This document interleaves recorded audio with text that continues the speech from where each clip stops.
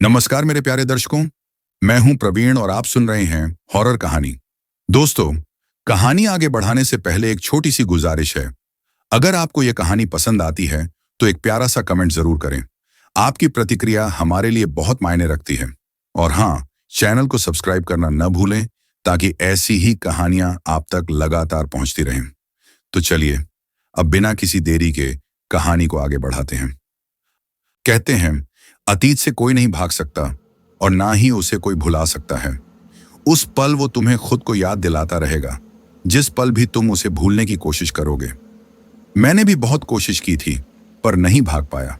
मेरे अतीत ने मुझे इस तरह जकड़ लिया कि वो धीरे धीरे मेरी सारी खुशियां निगलता गया और मैं कुछ ना कर सका, कुछ भी नहीं। ये कहते हुए देव प्रताप की आंखों से अब आंसू गिरने लगे थे। उनके चेहरे पर पछतावा था। देव प्रताप आज पूरे 50 साल के हो चुके थे, जिनके चेहरे पर रौब और गुस्से के अलावा कोई भाव नहीं होते थे। उनकी आंखों में आंसू देखकर आज सब हैरान थे। आभा ने देव प्रताप के आंसुओं को पोंछते हुए कहा, पापा, आपकी आंखों में आंसू? आखिर आप किस बात से इतना परेशान हैं? हमारे घर में जो कुछ भी हो रहा है वो सारी चीजें एक इत्तेफाक हैं और कुछ नहीं। आप इतनी फिक्र मत कीजिए, हम हैं ना, हम सब ठीक कर देंगे। आप ही तो हमें कहते हैं ना कि हम इस घर के बेटे हैं। फिर आप बिल्कुल भी फिक्र मत कीजिए, हम सब कुछ ठीक कर देंगे।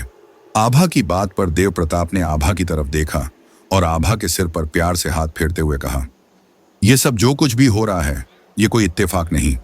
इसके पीछे का जो कारण है वो किसी को नहीं पता, सिर्फ हम जानते हैं। और हमने सब जानते हुए भी नजरअंदाज किया। पर अब और नहीं, अब बात हमारे परिवार की है और हम अपने परिवार की जान खतरे में नहीं डाल सकते। देव प्रताप की बात सुनकर आभा और उसके साथ खड़े बाकी परिवार वाले अब देव प्रताप की तरफ सवालिया नजरों से देख रहे थे। दिव्या जी ने देव प्रताप की तरफ देखते हुए कहा, आप किस अतीत की बात कर रहे हैं जिसके बारे में हमें तक नहीं पता? दिव्या जी की बात पर देव प्रताप अपने जगह से खड़े हुए और कहा, आज मैं आप सबको वो सच्चाई बताना चाहता हूं जिसे मैंने अपने दिल के कोने में छिपा कर रखा था, जिसे ना मैं कभी याद करना चाहता था और ना ही उसके बारे में आप सबके सामने कोई जिक्र। ये सारी चीजें, ये सारी घटनाएं जो भी हो रही हैं, ये कोई इत्तेफाक नहीं। आज अगर मेरी बेटी अपनी मौत से लड़ रही है तो ये सब मेरी वजह से है, सिर्फ मेरी वजह से। और ये सब कर रही है वो। इतना कहते ही देव प्रताप की आंखों में डर उतर आया था। उनकी इस बात पर आभा ने सवाल करते हुए कहा, कौन पापा? किसकी वजह से हो रहा है ये सब? हमें बताइए, हम हर वो चीज करेंगे जो हमारी बहन को बचा सकती है। बोलिए ना पापा। आभा के बार बार कहने पर देव प्रताप ने अपना सिर झुका लिया, सबकी तरफ अपनी पीठ करते हुए भारी आवाज के साथ जैसे ही कुछ बोलने को हुए। दिन का वक्त होते हुए भी अचानक ही काले बादल घिर आए थे। तेज हवाएं उनके आंगन में लगे पेड़ों की पत्तियों को सरसराने लगीं। इस सरसराहट ने देव प्रताप को बेचैन कर दिया था। उनके चेहरे पर डर साफ साफ उभर आया था। उन्होंने अपनी हवेली की बालकनी से आसमान की तरफ देखते हुए खुद से कहा, ये अचानक मौसम को क्या हुआ? देव प्रताप की बात पर और उनके चेहरे के डर को देखकर एक बार फिर आभा ने अपने पापा से सवाल करते हुए कहा, पापा आप चुप क्यों हैं? प्लीज कुछ बोलिए। अगर हमारी हवेली में जो कुछ भी हो रहा है वो इत्तेफाक नहीं तो क्या है? पापा आपकी खामोशी मुझे डरा रही है, प्लीज कुछ तो कहिए। आभा की बात पर देव प्रताप ने अपनी आंखें बंद कर एक गहरी सांस लेते हुए बोलना शुरू किया। ये उस वक्त की बात है जब मैं शहर से अपनी पढ़ाई पूरी कर अपने गांव यानी कि कुलधरा लौटा था। ये उस वक्त की बात है। कुलधरा एक ऐसा गांव था जहां सब एक साथ मिलकर रहते थे। कहने को तो गांव छोटा था पर हर एक खुशी मौजूद थी। मैं बहुत खुश था। आखिर पूरे 10 सालों बाद अपने गांव लौटा था। मेरे परिवार वाले ही नहीं बल्कि पूरा गांव मेरे स्वागत में खड़ा था। जो लोग बचपन में मेरी शरारतों की वजह से परेशान थे, आज इतने साल बाद मुझे देखने को उत्सुक थे। सब कुछ ठीक था। गांव पहुंचने के बाद जल्द ही मैंने अपने परिवार वालों को यह खबर दी थी कि मेरी शहर में नौकरी लग चुकी है, वो भी काफी अच्छी कंपनी में। मेरी माँ नहीं चाहती थी कि मैं वापस शहर जाऊं, पर पापा ने मेरा साथ दिया और मेरी माँ से कहा, अरे भगवान, ये क्या कह रही हो? बच्चे को इसलिए इतने साल अपनी आंखों से दूर रख पढ़ाया लिखाया, इस काबिल बनाया ताकि फिर अपनी ममता में बहकर उसका भविष्य उससे दूर कर सकूं। देखो सावित्री, मैं समझता हूं एक मां के लिए बच्चे को खुद से दूर भेजना आसान नहीं, पर मैं भी देव का पिता हूं। इसने इतने साल मेहनत करके पढ़ाई की और जब इसे इसके कर्मों का फल मिल रहा है तो क्यों परेशान होती हो? और फिर इस गांव में रखा ही क्या है? अपने पति की बात सुन सावित्री जी ने कुछ नहीं कहा और अपने कमरे की तरफ चली गई। पर उनको ऐसे जाते देख देव उनको मनाने उनके पीछे गया और कहा, मां गुस्सा क्यों होती हैं? अभी तो इतने साल बाद आया हूं, बाद में गुस्सा कर लेना। इतना कह देव ने सावित्री जी को गले से लगा लिया।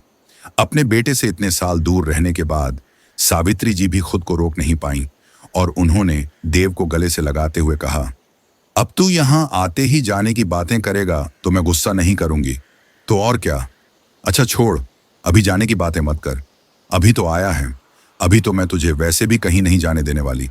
चल कुछ खा ले, उसके बाद जो करना है करना। देव भी मुस्कुराया और हाँ में सिर हिलाया। खाना खाने के बाद दोपहर के वक्त ही मैं गांव घूमने निकल गया, अपने बचपन के दोस्तों से मिलने। किसी की शादी हो चुकी थी तो कोई अब भी पहले की तरह ही खेतों में अपने पापा की मदद करता था। सब कुछ ठीक था, कुछ भी नहीं बदला था सिवाय उसके। इतना कहकर देव प्रताप एक पल को शांत हो गए थे। पूरी हवेली में एक पल को ऐसा सन्नाटा पसर गया था मानो वहां कोई रहता ही न हो। आभा ने कहा, पापा क्या हुआ, क्या बदल चुका था? आभा के सवाल पर देव प्रताप ने एक पल आभा को देखा और कहा, वो हवेली जो अब पहले से भी ज्यादा डरावनी हो चुकी थी, पर ना मुझे उस पर पहले विश्वास था न शहर से आने के बाद। मैं उस दोपहर अपने दोस्तों के साथ उनके खेत घूमता हुआ उनसे बातें कर रहा था। बातों के बीच ही अचानक ही मुझे उस हवेली का ख्याल आया और मैंने अनायास ही अपने सबसे करीबी दोस्त बिरजू से पूछा, अरे बिरजू, आज भी गांव वाले उस हवेली से उतना ही डरते हैं?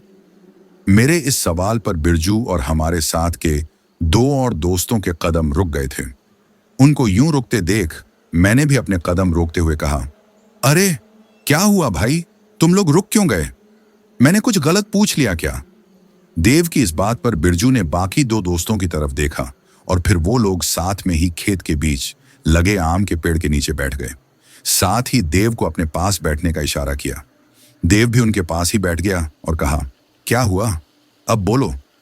देव के सवाल का जवाब देते हुए बिरजू ने कहा, नहीं देव, अब भी वो हवेली वैसे ही है, पर उस हवेली को लेकर गांव वालों के मन का डर पहले से भी कहीं ज्यादा हो चुका है। ना उस रास्ते से कोई जाता है ना आता है। शाम के 6 बजते ही वहां की हवाएं तक शांत हो जाती हैं। सारी बातें कहते वक्त बिरजू और बाकी के दो दोस्तों के चेहरे पर डर साफ दिख रहा था।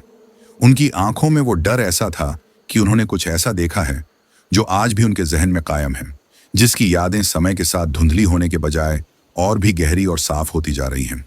सबके डरे हुए चेहरे को देख मैंने हंसते हुए कहा, क्या यार, तुम लोग बचपन में भी डरपोक थे और अब भी हो?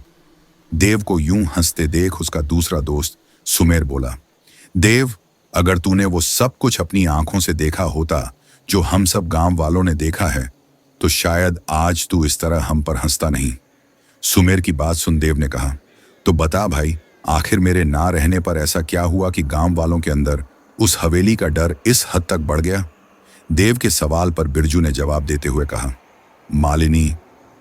देव बोला, मालिनी? ये कौन है, किसका नाम है? गांव में तो किसी का नाम मालिनी नहीं है। देव के सवाल पर बिरजू ने बात आगे बढ़ाते हुए कहा, ये नाम ही सबके दिलों में दहशत का कारण है।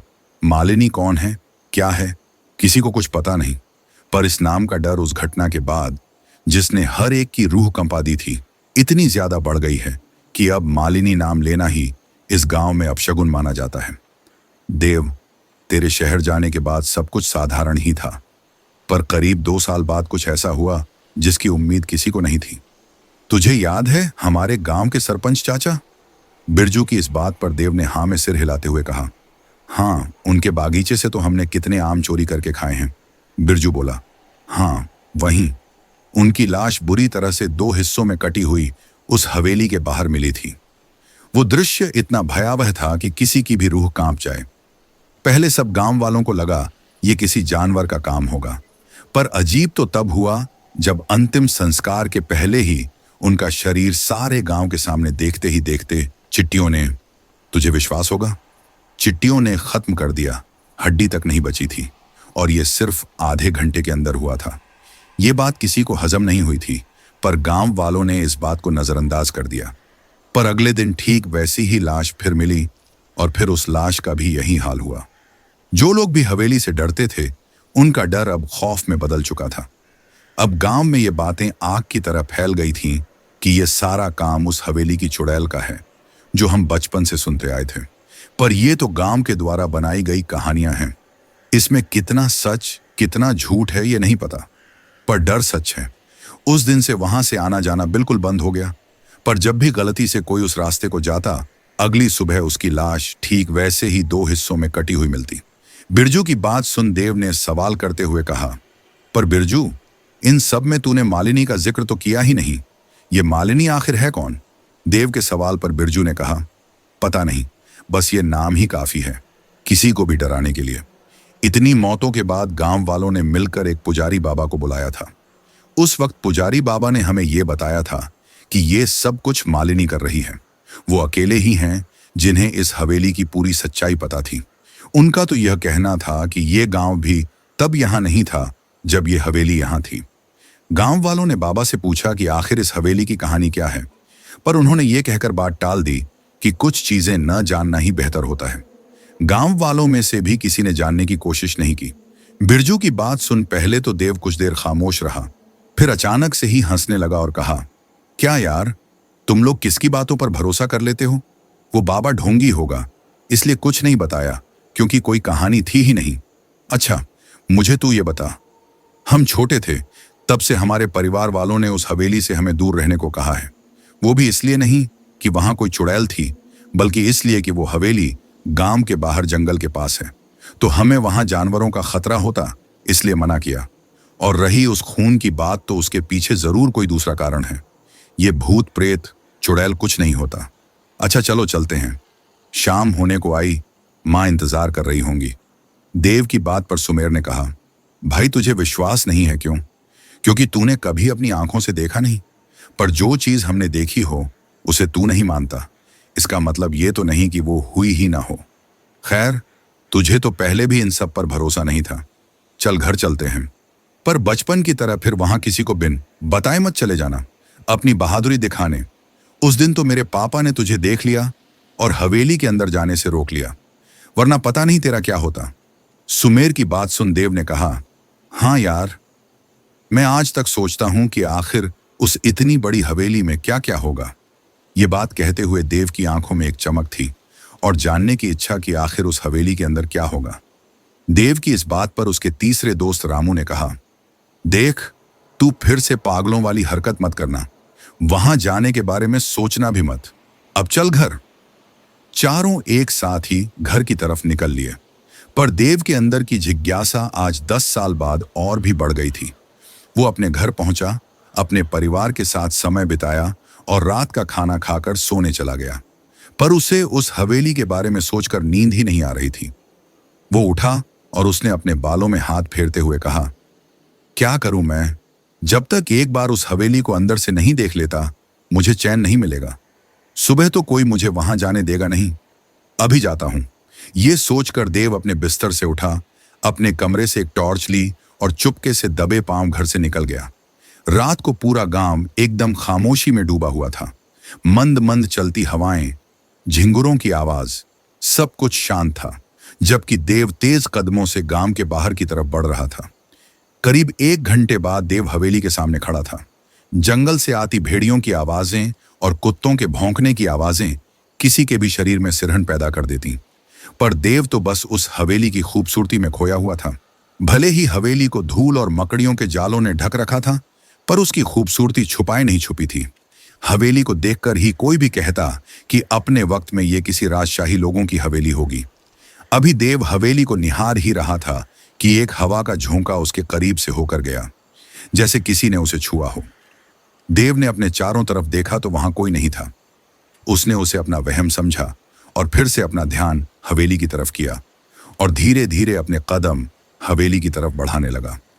अभी मुश्किल से 2 से 3 कदम देव ने बढ़ाए होंगे कि उसे अपने कंधे पर किसी के हाथ महसूस हुए। एक पल को तो देव की सांसें भी डर से थमने को थीं। उसने धीरे धीरे पीछे मुड़कर देखा तो सामने एक लड़की राजस्थानी लिबास में खड़ी थी, बेहद ही खूबसूरत। उसे देखकर पहले के कुछ पल तो देव उसमें खोसा गया। उसने गहरी सांस ली और फिर कहा, तुम कौन हो और इतनी रात को यहाँ क्या कर रही हो? देव की बात सुन उस लड़की ने, जिसका आधा चेहरा उसके दुपट्टे से ढका था, अपनी प्यारी सी आवाज में कहा, हम तो यहीं पास में रहते हैं। हमारा नाम मालिनी है। मालिनी नाम सुनकर देव को बिरजू की कही बात याद आ गई। उसने मालिनी की तरफ देखकर मजाकिया लहजे में कहा, अच्छा, तो तुम वही मालिनी हो जिससे सब लोग डरते हैं, है ना? देव की बात सुन मालिनी मुस्कुरा दी। उसकी मुस्कुराहट भी इतनी प्यारी थी कि कोई भी बस खो जाए। मालिनी ने मुस्कुराते हुए कहा, जी हम ही हैं वो मालिनी जिससे सब डरते हैं, पर पता नहीं ये अफवाह किसने फैलाई, जबकि हम तो यहीं पास में हमारे घर में रहते हैं। गांव वालों ने हमें एक दो बार यहाँ क्या देख लिया, वो तो हमें भूतनी समझने लगे। क्या हम आपको भूतनी लगते हैं? मालिनी के इस सवाल पर देव ने मुस्कुराकर कहा, बिल्कुल नहीं। वैसे क्या तुम कभी इस हवेली के अंदर गई हो? देव के इस सवाल पर मालिनी ने हवेली की तरफ देख एक पल को मुस्कुराई और फिर कहा, जी नहीं, डर तो हमें भी लगता है। इस हवेली में तो हम कभी नहीं गए। मालिनी की बात सुन देव ने कहा, अरे भूत चुड़ैल, डायन कुछ नहीं होती, सब सिर्फ हमारा भ्रम है। आज मैं इस हवेली को अंदर से देखने आया हूं। बचपन में एक बार आया था पर नहीं जा पाया, पर आज तो अंदर जाकर रहूंगा। मुझे देखना है आखिर अंदर है क्या। जरूर इस हवेली की कोई तो कहानी होगी और मुझे वो जाननी है। देव की आंखों में ये सारी बातें कहते हुए एक इच्छा, एक चमक थी। उसे उस हवेली के बारे में जानने की इच्छा पल पल बढ़ती जा रही थी। उसकी ये उत्सुकता देख मालिनी ने कहा, पर आप इतनी यकीन से कैसे कह सकते हैं कि भूत प्रेत, डायन चुड़ैल ये सब सिर्फ भ्रम है? ये भी तो हो सकता है कि ये सब सच हो। मालिनी की बात सुन देव ने मजाकिया लहजे में कहा, अगर इस हवेली में कुछ होगा तो आज उनसे भी मिलते चलेंगे। क्या तुम चलोगी मेरे साथ अंदर?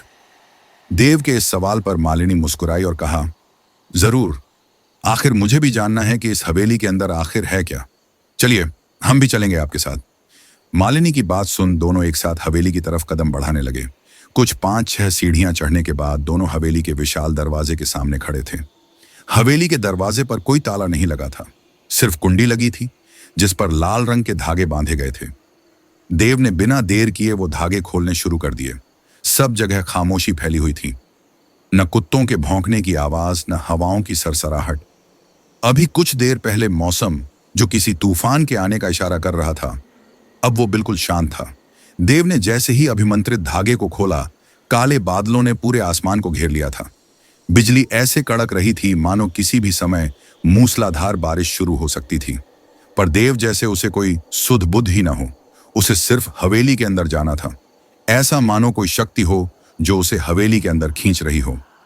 धागा खुलते ही देव ने हवेली की कुंडी खोली और हवेली के उस 2 बड़े दरवाजे को जोर से धक्का दिया। दरवाजा पुराना होने की वजह से एक तेज आवाज के साथ खुला, जिसकी गूंज पूरी हवेली में फैल गई। दरवाजा खुलते ही एक तेज हवा का झोंका आया, जिससे देव के पूरे शरीर में सिरहन दौड़ गई। डर से मालिनी ने देव का हाथ कसकर पकड़ लिया था।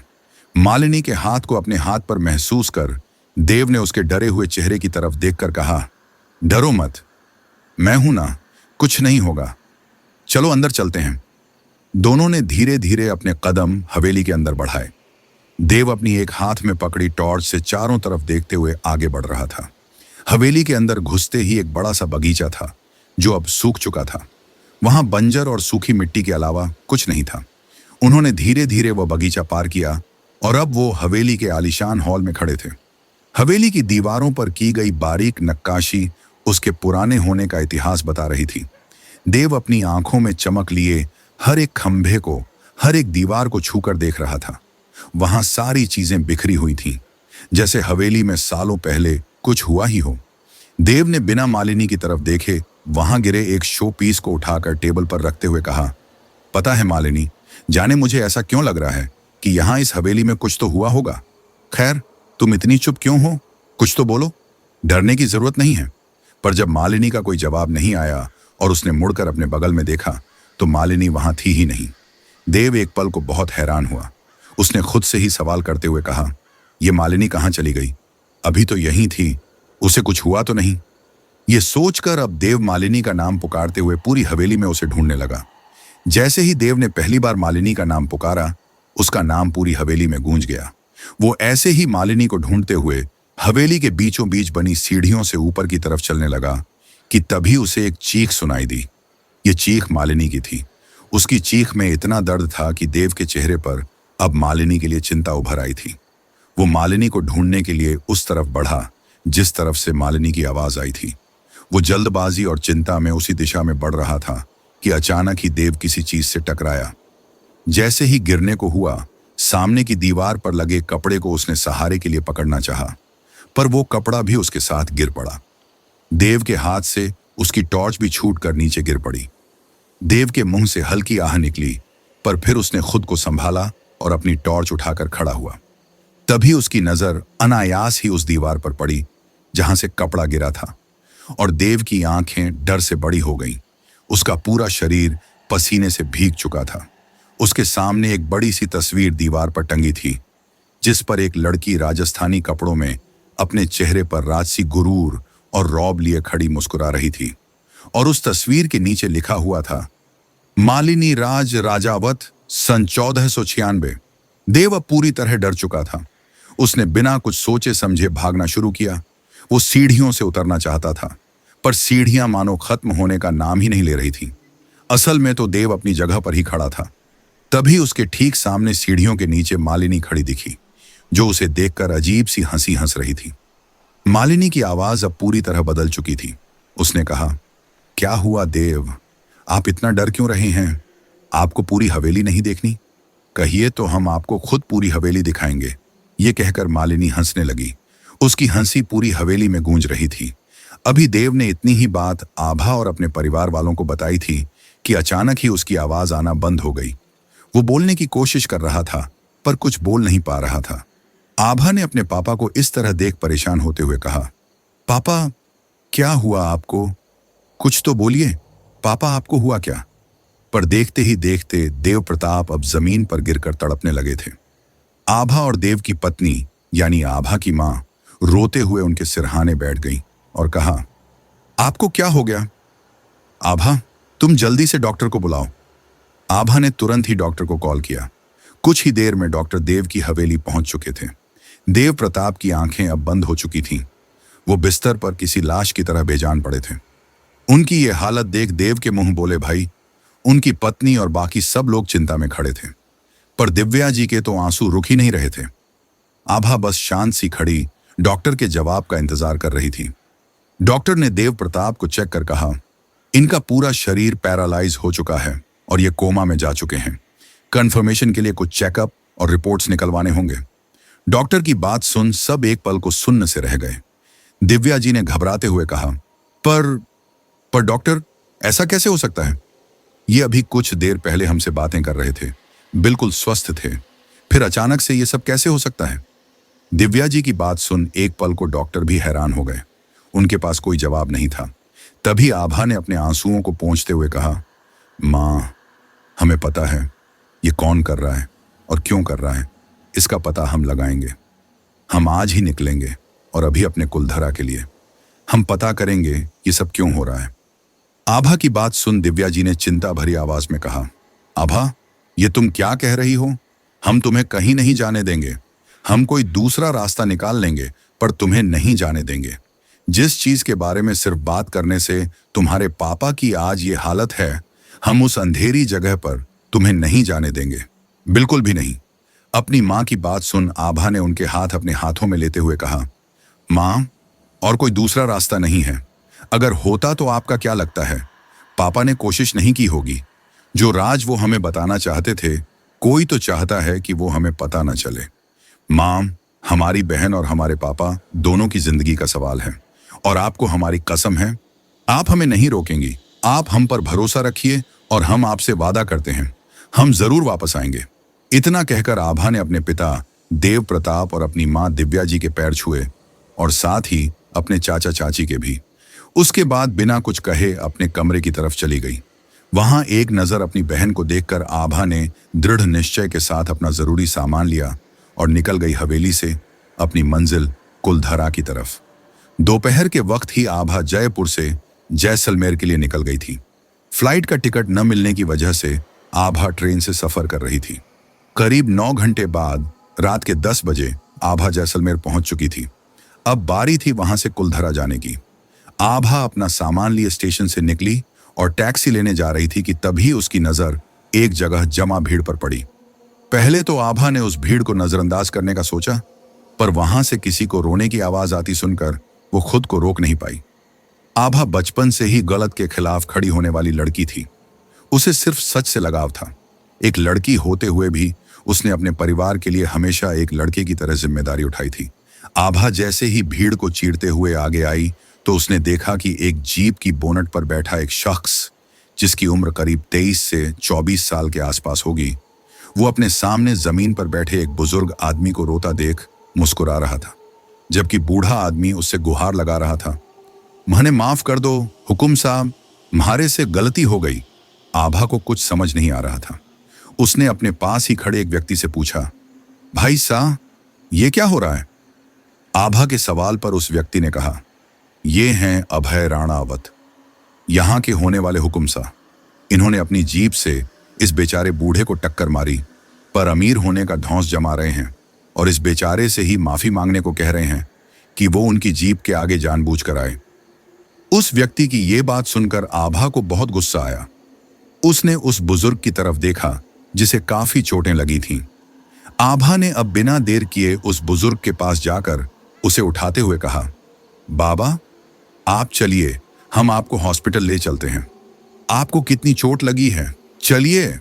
इतना कह आभा जैसे ही बाबा का हाथ पकड़ वहां से ले जाने को हुई, उसे पीछे से एक रौबदार और घमंड से भरी आवाज सुनाई दी, "ए लड़की, कहां ले जा रही हो इस बूढ़े को?" पर आभा ने कोई जवाब नहीं दिया। वो बस बाबा की तरफ देख उन्हें अपनी आंखों से कुछ न होने की सांत्वना दी और उन्हें ले जाने लगी। अभय ने जब ये देखा कि आभा उसकी बात सुनते हुए भी अनसुना कर रही है, तो अभय गुस्से से जीप के बोनट से उतर आया और आभा की एक कलाई पीछे से पकड़ उसे एक झटके से अपनी तरफ खींचते हुए बोला, "मैंने कहा कहां ले जा रही हो इस बूढ़े को? तुम्हें पता भी है तुम किसके खिलाफ जाने की कोशिश कर रही हो?" अभय के यूं एक झटके से खींचने पर आभा बिल्कुल अभय के करीब आ गई थी।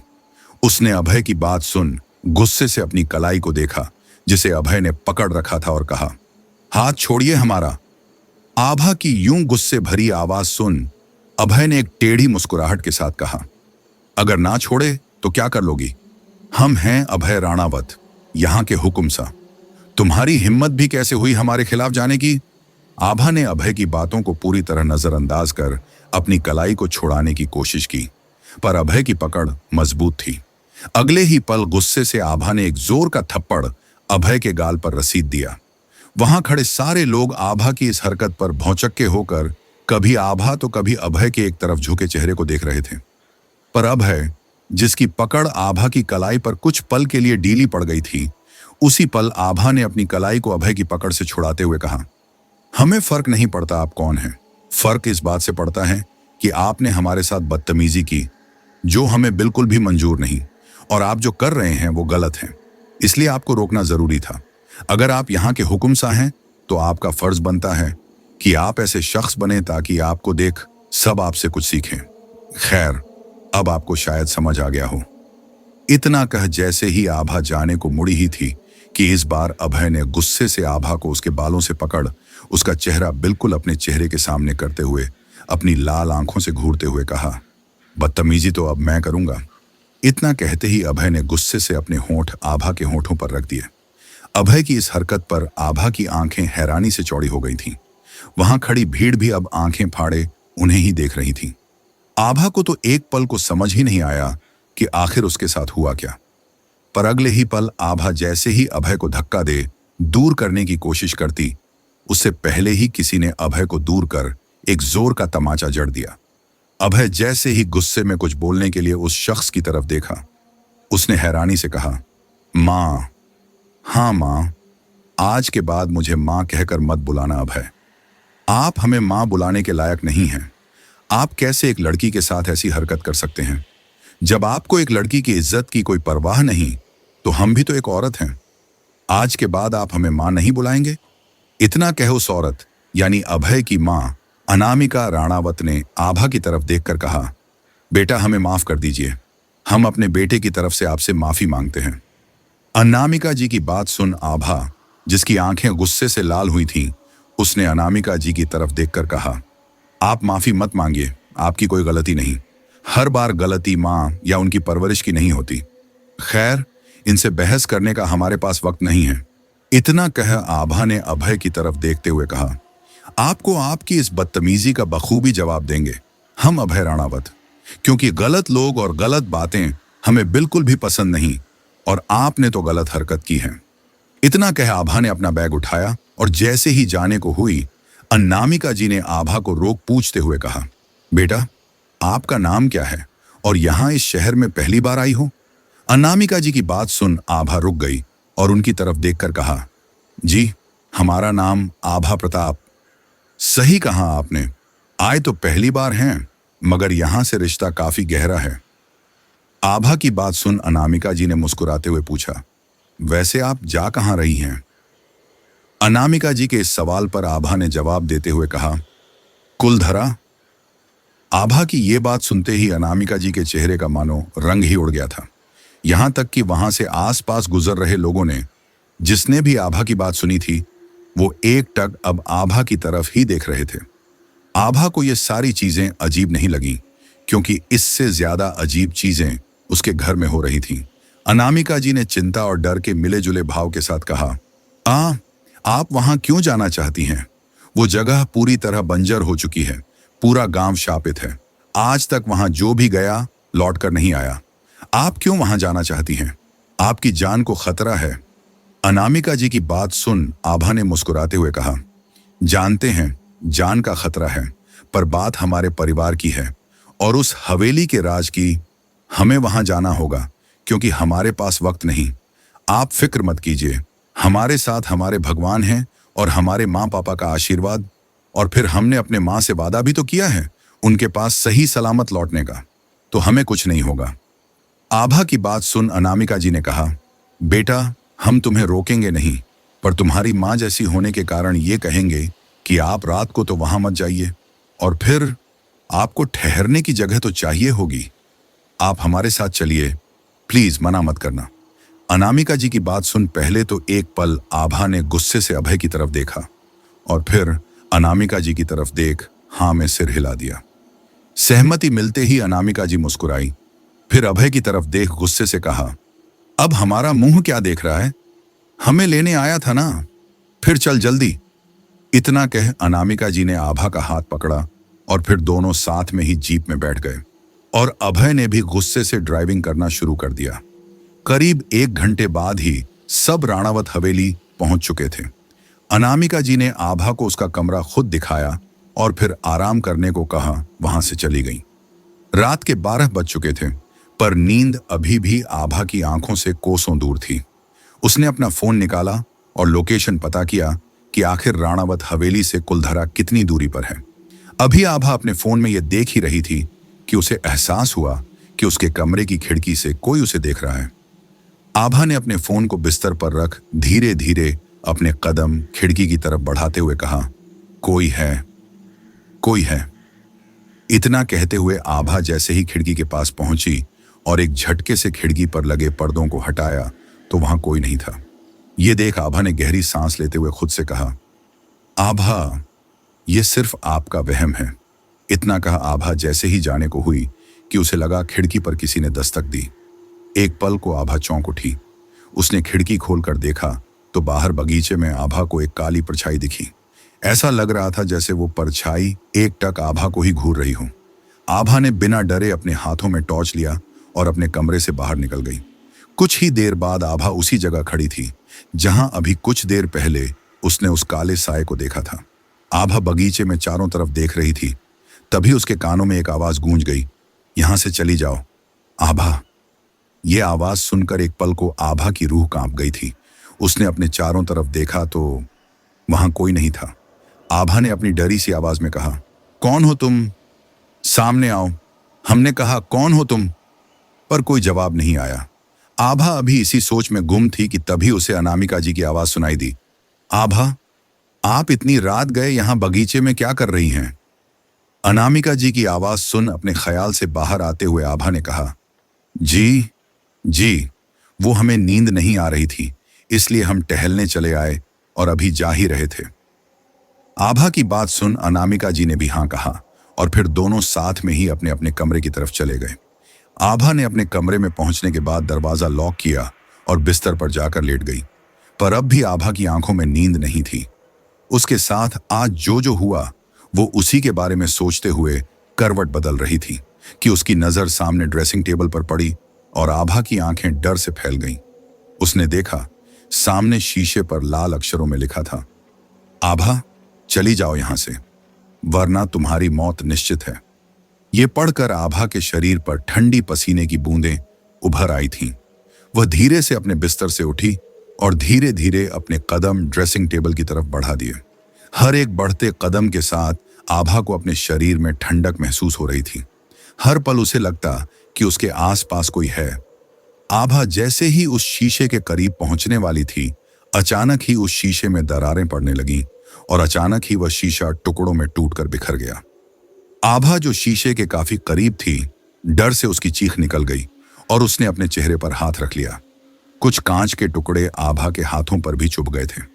आभा की चीख सुन हवेली में सोए सबकी नींद खुल गई और सब दौड़ते हुए आभा के कमरे की तरफ आए। अनामिका जी ने दरवाजा नोक करते हुए कहा, क्या हुआ बेटा, आप ठीक तो हैं? दरवाजा खोलिए। अनामिका जी की आवाज सुन आभा जैसे होश में आई। वह सच में बहुत डर गई थी। उसने जल्दी से दरवाजा खोला तो घर के सारे लोग अंदर आए और घर की हालत देखकर वे भी हैरान थे। अनामिका जी ने आभा के हाथ पर लगे चोट को देखकर फिक्र के साथ उसे बिस्तर पर बिठाया और उसके हाथों को देख अपनी देवरानी सुनैना जी की बेटी श्रुति से कहा, श्रुति बेटा जल्दी से फर्स्ट एड बॉक्स लेकर आइए, देखिए इन्हें कितनी चोट लगी है। श्रुति ने भी बिना देर किए जल्दी से फर्स्ट एड बॉक्स लाकर अनामिका जी को दे दिया। अनामिका जी ने आहिस्ता से आभा के हाथों में चुभे कांच को निकाला। दर्द से आभा की आह निकली, पर उसने कुछ कहा नहीं। अनामिका जी और भी प्यार से आभा की चोट पर मरहम पट्टी करने लगी। तभी अनामिका जी के पति जगताप राणावत ने आभा से सवाल करते हुए कहा, पर आभा बेटा, ये शीशा टूटा कैसे? जगताप जी के सवाल को सुन आभा के चेहरे के सामने वो दृश्य घूम गया। उसने सबको न डराने का सोचते हुए झूठ बोलते हुए कहा, वो हमसे ही टूट गया, गलती से। आभा की बात सुन किसी ने आगे कुछ नहीं पूछा, पर अभय जो आभा के दरवाजे के पास खड़ा था, उसने टूटे कांच की तरफ देखा जो एकदम छोटे छोटे टुकड़ों में बट चुका था। पर एक टुकड़ा जो बाकी टुकड़ों से थोड़ा बड़ा था, उसमें लाल अक्षरों में कुछ लिखा था। कुछ देर बाद ही नौकर से सारे कांच के टुकड़े साफ करवाने के बाद आभा को ख्याल रखने के कहकर सब वापस अपने अपने कमरे में चले गए और एक बार फिर आभा उस कमरे में अकेली रह गई। वह एक बार फिर बिस्तर पर लेट गई और खुद से ही बात करते हुए कहा, तुम हमें जितना भी डराने की कोशिश कर लो, हम सच का पता लगा कर रहेंगे। हम नहीं डरने वाले तुमसे। इतना कह अब आभा ने अपनी आंखें बंद कर लीं और थकान की वजह से उसे जल्द ही नींद भी आ गई। अगली सुबह दरवाजे पर हुई दस्तक की आवाज से आभा की नींद खुली। उसने जब दरवाजा खोला तो सामने अनामिका जी एक कपड़े की थाली ली खड़ी थी। पहले तो आभा ने अनामिका जी के पैर छूकर आशीर्वाद लिया और फिर कहा, जी कहिए। आभा को आशीर्वाद देते हुए अनामिका जी ने कहा, खुश रहिए, वो हम आपको ये राजस्थानी लिबास देने आए थे। हमारे घर की बेटियां यही पहनती हैं और आप भी तो हमारी बेटी की तरह हैं, इसलिए ये पहनकर नीचे तैयार होकर आ जाइए नाश्ता करने। इतना कह अनामिका जी वहां से चली गई। आभा ने भी हाँ कहा और नहाने चली गई। उसने अपने चोट को संभालते हुए नहाया और राजस्थानी लिबास पहन तैयार होकर अपना बैग लिया और नीचे चली आई। पैरों के पायल की आवाज सुन डाइनिंग टेबल पर बैठे सबकी नजरें आभा की तरफ चली गईं और एक पल को आभा पर ही ठहर गई थी। अनामिका जी ने आभा के पास आकर उसे काला टीका लगाते हुए कहा, बहुत प्यारी लग रही हैं आप। अनामिका जी की बात सुन आभा मुस्कुरा दी, जबकि इस बीच अभय की नजर भी आभा पर ही ठहरी हुई थी। अभय जो नाश्ता कर रहा था वह गुस्से से उठ खड़ा हुआ और वहां से जैसे ही जाने को हुआ, अनामिका जी ने अभय को रोकते हुए गुस्से से कहा, अभय, आपसे हमने कितनी बार कहा है ऐसे अन्न का अपमान नहीं करते। अनामिका जी की बात सुन अभय वैसे ही गुस्से से आभा को घूरते हुए अपनी जगह पर बैठ गया। अनामिका जी ने अब आभा को भी सबके साथ बैठकर नाश्ता करने को कहा तो आभा भी सबके साथ बैठ गई, पर दोनों हाथों में चोट की वजह से वह खा नहीं पा रही थी। तो अनामिका जी ने अपने हाथों से एक निवाला आभा की तरफ बढ़ा दिया। ये देख आभा की आंखें आंसुओं से भर आईं, जबकि जब अभय ने यह देखा तो वह अपनी जगह से उठा और इससे पहले कि वह निवाला आभा खा पाती, अभय ने खाते हुए आभा की तरफ गुस्से से देखकर कहा, यह सिर्फ हमारी माँ है, तुम्हारी नहीं, और माँ के हाथों से खाने का हक सिर्फ मेरा। अभय की इस हरकत पर अनामिका जी अभय को गुस्से से देख रही थी, जबकि आभा मुस्कुरा दी। उसने अपने हाथों में चम्मच उठाया और कहा, सही कहा आपने, पहली बार आपके ख्याल अच्छे लगे। हम भी बिल्कुल यही अपनी माँ से कहते हैं। इतना कहा आभा चम्मच से नाश्ता करने लगी कि तभी जगताप सिंह ने सीरियस भाव के साथ आभा की तरफ देखकर कहा, आभा, आप जानती हैं आप जिस लिए यहाँ आई हैं वह कितना खतरनाक है। आप हमारी बेटी की उम्र की हैं, इसलिए हम आपसे कह रहे हैं मत जाइए।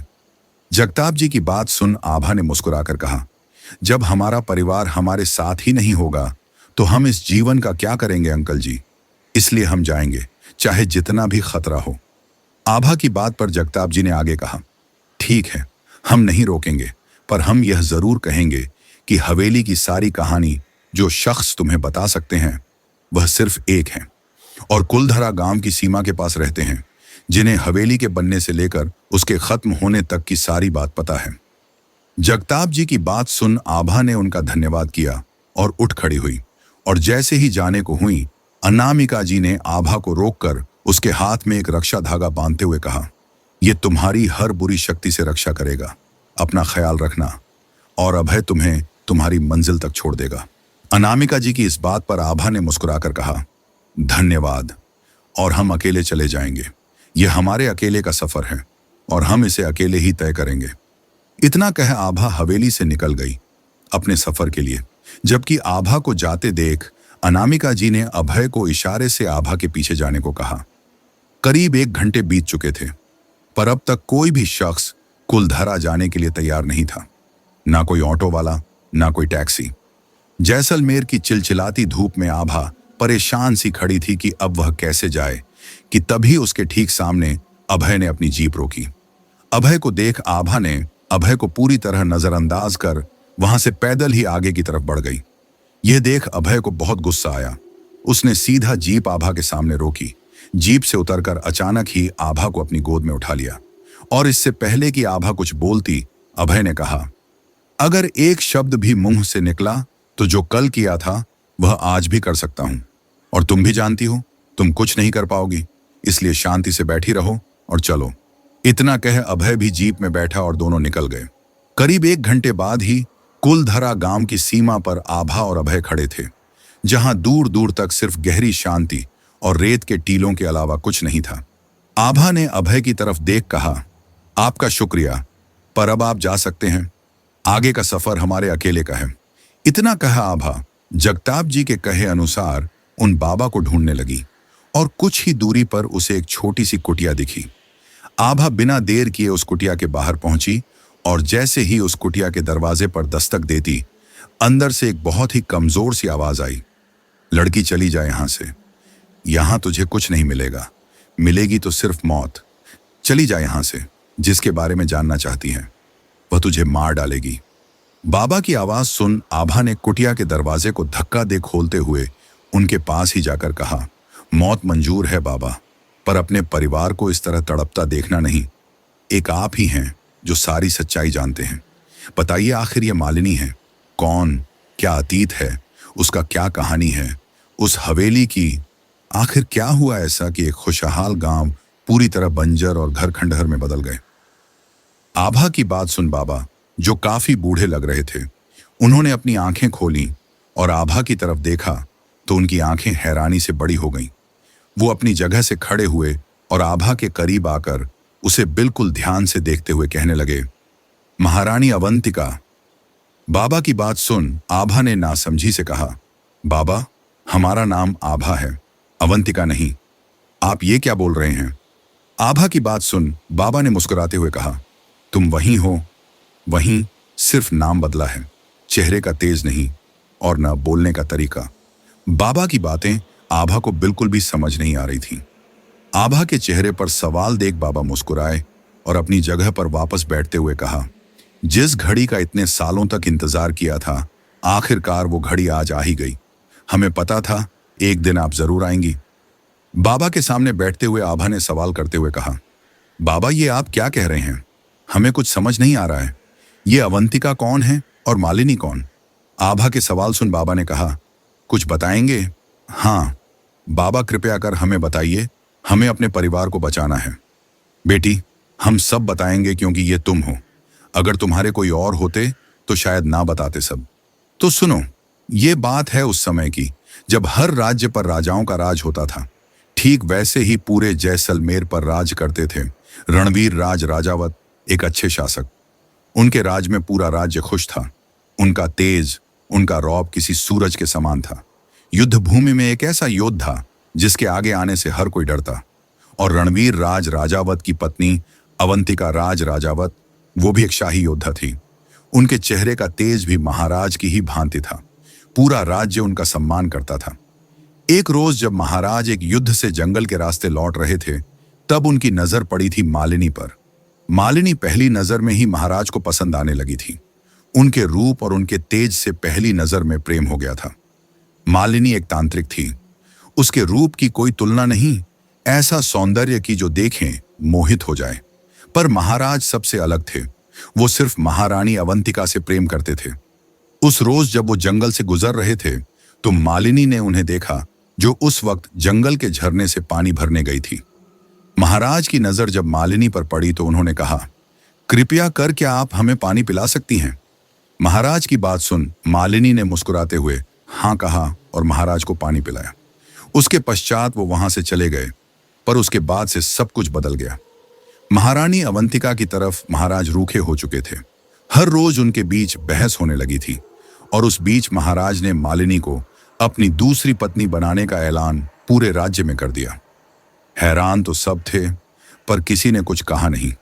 महारानी अवंतिका को अब महाराज का व्यवहार अजीब लगने लगा था। उनके प्रेम को किसी की नजर लग चुकी थी। अब मालिनी और महाराज की शादी भी हो चुकी थी। महल में सारे लोग मालिनी की खूबसूरती से मोहित हो चुके थे। महारानी अवंतिका को सब कुछ अजीब सा लग रहा था। उन्हें यह संदेह हो चुका था कि सबके यूं अचानक बदले व्यवहार के पीछे कुछ तो है। उन्होंने अब हर पहलू को अच्छे से जांचना शुरू कर दिया था। और जब यह बात मालिनी को पता चली तो उसने अपनी तंत्र विद्या से महारानी को भी अपने वश में कर लिया। धीरे धीरे सब कुछ बदलने लगा। एक खुशहाल राज्य अब भुखमरी के कगार पर पहुंच गया था। पर महाराज को तो जैसे कोई फिक्र ही नहीं थी। हर समय वो मदिरा के नशे में डूबे रहने लगे थे। महारानी की तो जैसे सोचने समझने की शक्ति तक खत्म हो गई थी। वो मालिनी के साथ ही खुश रहती, उनकी अच्छी मित्र बनकर। आभा सब कुछ बिल्कुल ध्यान से सुन रही थी। उसने कहा, मतलब पूरा राज्य नष्ट होने के कगार पर पहुंच चुका था।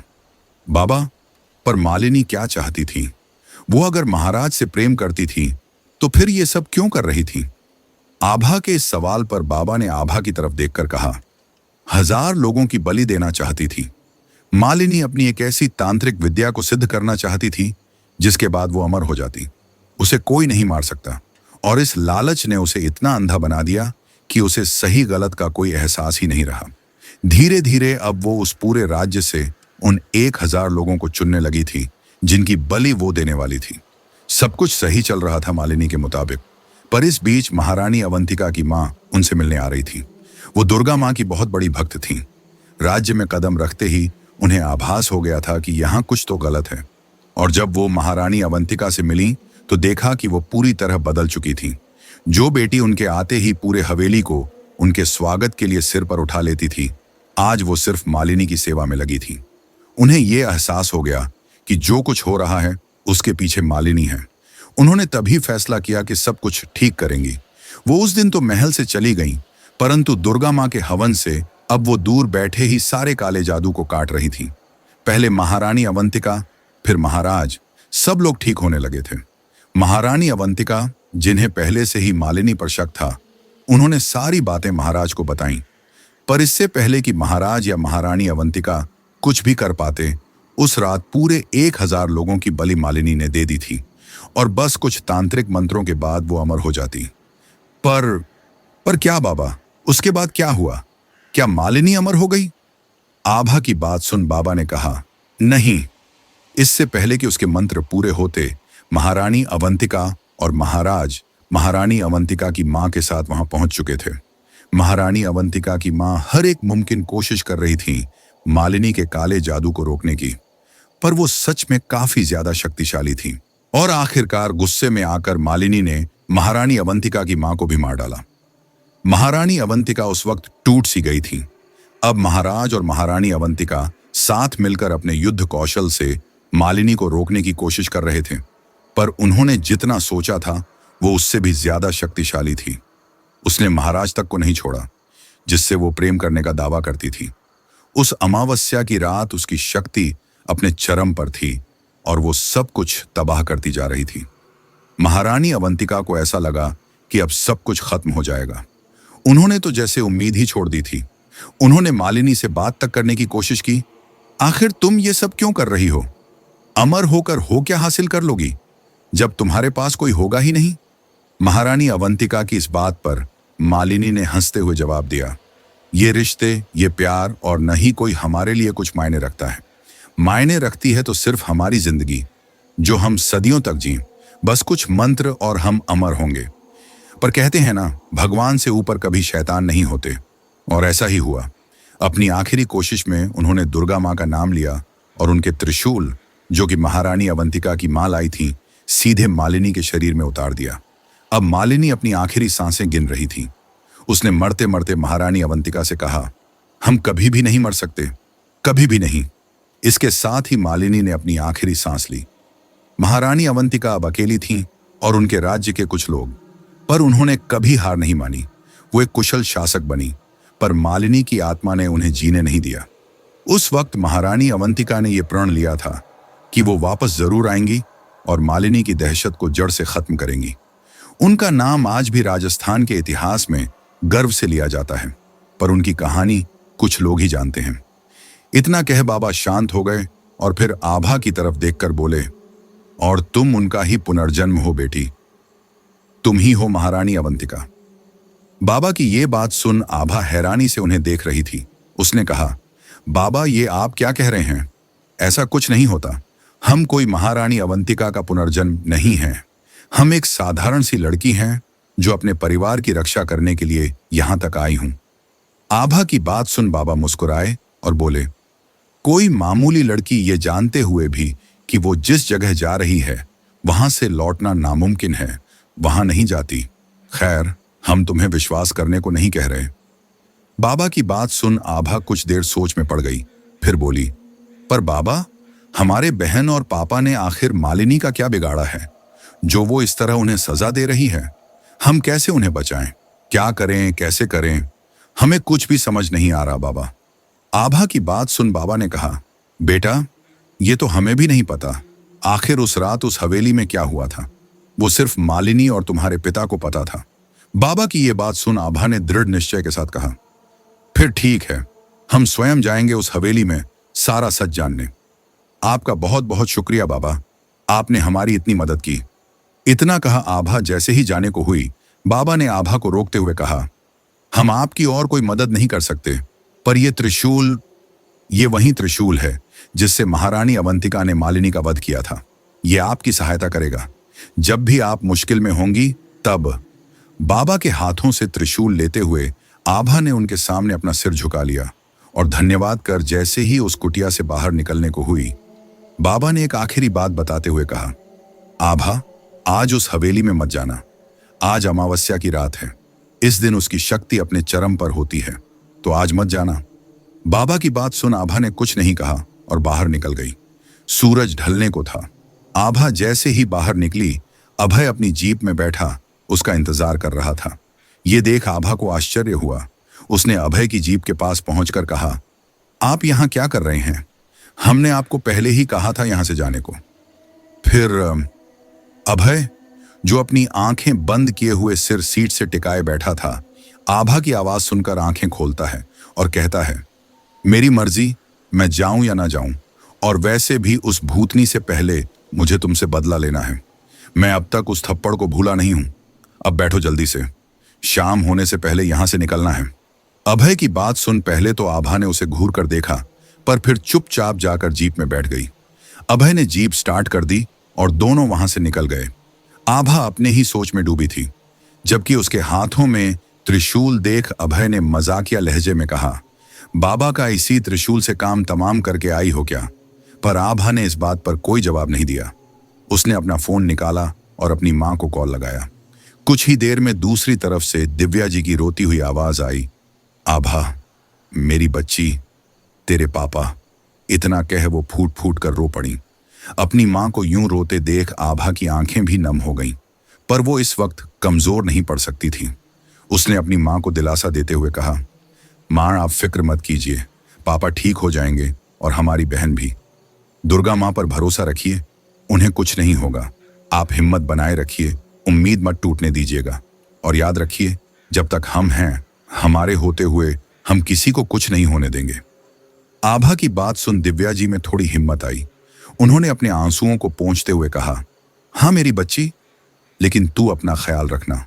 तूने मुझसे वादा किया है, तू मेरे पास सही सलामत वापस लौटेगी, और तुझे तेरा वादा किसी भी कीमत पर पूरा करना है।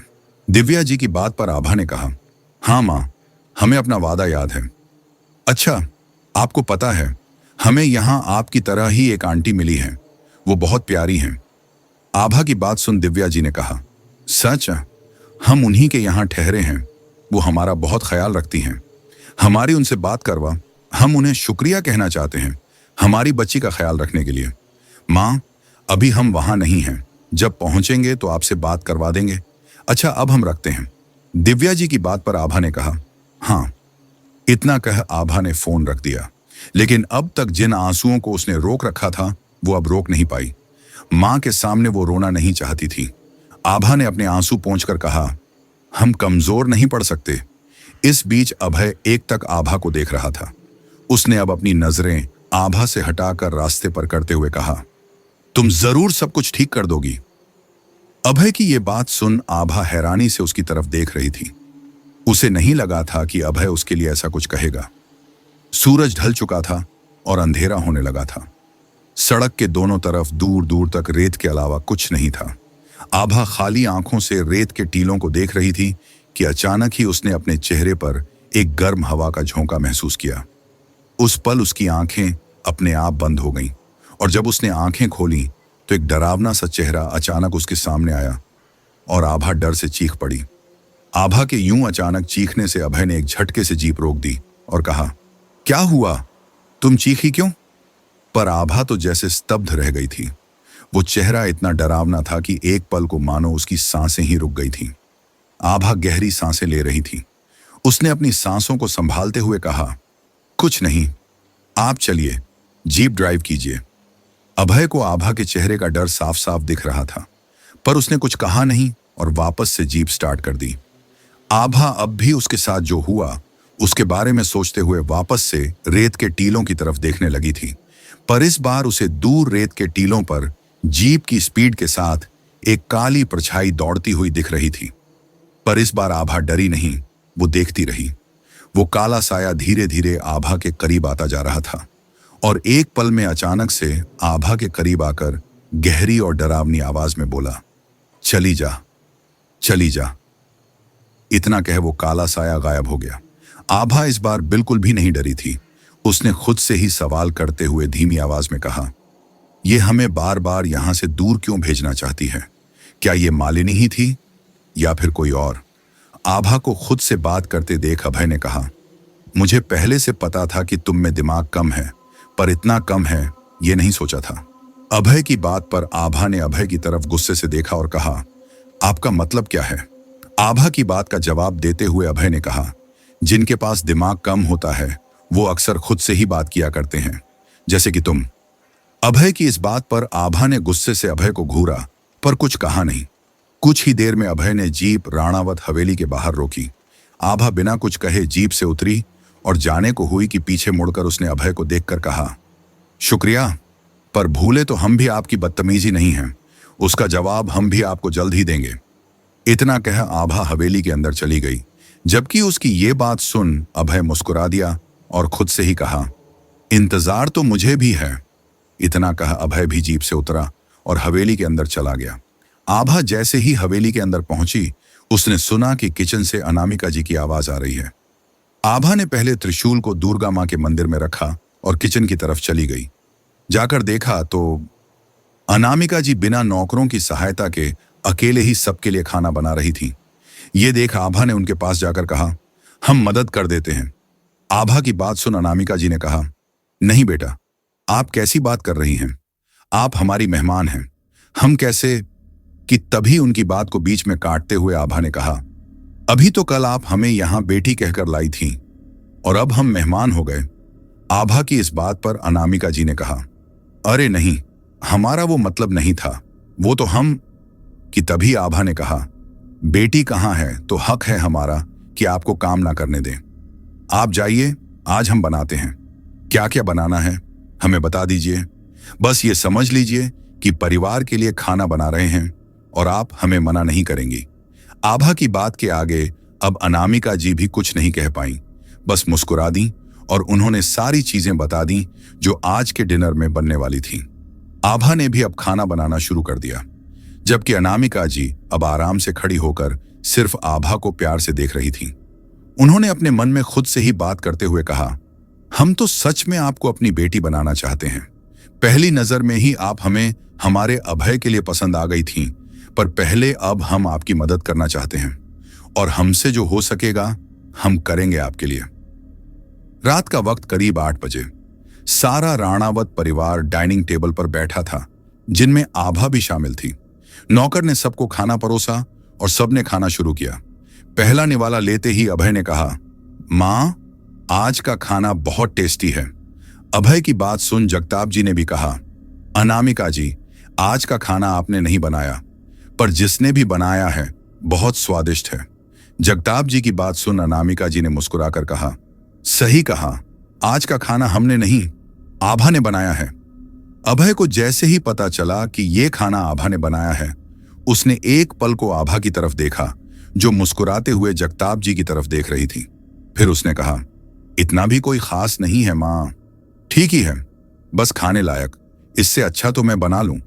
अभय की बात सुन श्रुति ने हंसते हुए कहा, भाई, आपने किचन देखा भी है, जो आप इससे भी स्वादिष्ट खाना बनाएंगे? श्रुति की बात सुन सब मुस्कुरा दिए, आभा भी। जबकि अभय ने श्रुति की तरफ देखकर गुस्से से कहा, तू चुप कर, खाते वक्त बात नहीं करते, ये तुझे पता नहीं है। अभय की बात सुन श्रुति बिल्कुल चुप हो गई, पर वो अभी भी मुंह दबाकर हंस रही थी। श्रुति को देख आभा को अपनी छोटी बहन अनाया की याद आ गई और उसकी आंखों में आंसू आ गए। आभा बिना कुछ कहे वहां से उठी और अपने कमरे की तरफ चली गई। जबकि उसे यूं जाते देख अभय एक तक आभा को देख रहा था। इधर आभा कमरे में आकर बाथरूम की तरफ चली गई। उसने बार बार अपने चेहरे को धोया और खुद से कहा, अनाया, हम आपको कुछ नहीं होने देंगे, ना आपको ना पापा को, कुछ भी नहीं। इधर बाकी सब भी डिनर कर अब तक अपने अपने कमरे में चले गए थे कि तभी आभा के दरवाजे पर दस्तक हुई। आभा, जो अभी ही बाथरूम से बाहर आई थी, उसने दरवाजा खोला तो सामने अनामिका जी खड़ी थी। उन्हें देख आभा ने कहा, आंटी, आप आइए, अंदर आइए, कुछ कहना है आपको। हमें माफ कीजिए कि हम बिना कुछ कहें वहां से उठकर चले आए।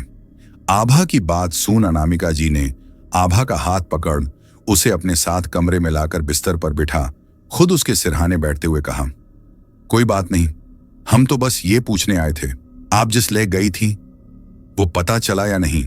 अनामिका जी के इस सवाल पर आभा ने कहा, सिर्फ अधूरा सच, आधी कहानी पता चली और कल हम उस सुबह ही उस हवेली में जाएंगे पूरा सच पता करने। आभा की बात सुन अनामिका जी ने फिक्र के साथ कहा, हम तुम्हें रोकेंगे तो नहीं, क्योंकि बात परिवार की है, पर आप वहां अकेले नहीं जाएंगी। आज हमने अभय को आपके पीछे भेजा था, कल हम भी आपके साथ चलेंगे, हम बस आपकी मदद करना चाहते हैं। अनामिका जी की बात सुन आभा ने उनके हाथ को अपने हाथ से थामते हुए कहा, यह आप क्या कह रही हैं? हम आपकी जान जोखिम में नहीं डाल सकते हैं, हमारी लड़ाई है और हम अकेले ही लड़ेंगे। आप हमारी फिक्र मत कीजिए, हम पर भरोसा रखिए। आभा की बात सुन अनामिका जी ने कहा, हमें पता था आप नहीं मानेगी, तो आपके जाने के बाद हम आज दुर्गा माँ के मंदिर गए थे और वहां से ये सिंदूर लेकर आए हैं आपके लिए। जिस तरह ये रक्षा धागा आपको बुरी शक्तियों से लड़ने में मदद करेगा, ठीक उसी तरह ये सिंदूर के रूप में दुर्गा माँ हर वक्त तुम्हारी हिम्मत बनकर तुम्हारे साथ रहेंगी। अनामिका जी के हाथों से आभा ने मुस्कुराकर वो सिंदूर की डिबिया ली और उसे नमन करते हुए कहा, शुक्रिया। अब कल होगा पूरी सच्चाई का खुलासा। हम कल उस हवेली से अपने पापा और बहन की जान वापस लेकर आएंगे। चाहे वो कितनी भी शक्तिशाली हो, एक बेटी के शक्ति के आगे वो कभी नहीं जीत पाएगी, कभी नहीं। तो क्या आभा को पता चल पाएगी मालिनी की सच्चाई? आखिर कौन थी मालिनी और क्या था उसके पापा देव प्रताप का अतीत? क्या आभा मालिनी की पूरी सच्चाई जान पाएगी? क्या वो मालिनी जैसी शक्तिशाली आत्मा को हरा पाएगी? दोस्तों, अगर ये कहानी आपको अच्छी लगी और आप चाहते हैं कि मैं इसका अगला पार्ट लेकर आऊं, तो कमेंट में पार्ट 2 जरूर लिखिए।